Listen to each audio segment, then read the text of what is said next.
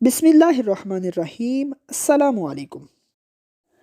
حضرت سعید بن جبیر نے ابن عباس رضی اللہ تعالی عنہ سے سنا کہ رسول اللہ صلی اللہ علیہ وآلہ وسلم نزول قرآن کے وقت بہت سختی محسوس فرمایا کرتے تھے، اور اس کی علامتوں میں سے ایک یہ تھی کہ یاد کرنے کے لیے آپ صلی اللہ علیہ وآلہ وسلم اپنے ہونٹوں کو ہلاتے تھے۔ ابن عباس رضی اللہ تعالی عنہ نے کہا کہ میں اپنے ہونٹ ہلاتا ہوں جس طرح آپ ہلاتے ہیں۔ سعید کہتے ہیں میں بھی اپنے ہونٹ ہلاتا ہوں جس طرح ابن عباس کو میں نے ہلاتے دیکھا۔ پھر انہوں نے اپنے ہونٹ ہلائے۔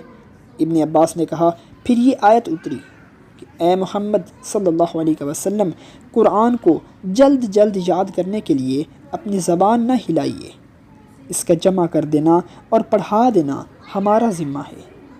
حضرت ابن عباس رضی اللہ تعالی عنہ کہتے ہیں یعنی آپ صلی اللہ علیہ وآلہ وسلم کے دل میں جما دینا اور پڑھا دینا ہمارے ذمے ہے۔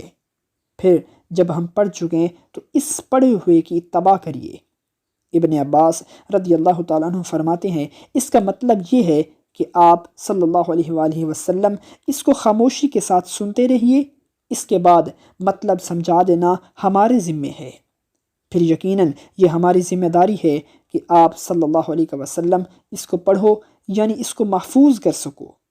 چنانچہ اس کے بعد جب آپ صلی اللہ علیہ وآلہ وسلم کے پاس حضرت جبرائیل علیہ السلام وحی لے کر آتے تو آپ توجہ سے سنتے، جب وہ چلے جاتے تو رسول اللہ صلی اللہ علیہ وآلہ وسلم اس وحی کو بالکل اسی طرح پڑھتے جس طرح حضرت جبرائیل علیہ السلام نے اسے پڑھا تھا۔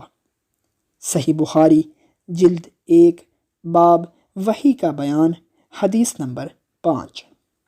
ہماری اس ویڈیو کو لائک اور شیئر کیجیے، چینل کو سبسکرائب کر لیں تاکہ ہماری آنے والی تمام ویڈیوز کا نوٹیفیکیشن آپ کے پاس بآسانی اور بروقت پہنچ سکے۔